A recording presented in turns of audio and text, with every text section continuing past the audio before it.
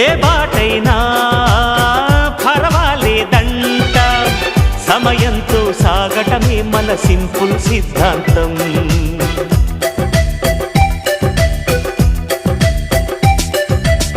చిరుగాలికి పరిమళమిచ్చే సిరిమల్లెల వనమై ఉందాం, గగనాన్ని నేలను కలిపే హరివిల్లుల వంతెన అవుదాం.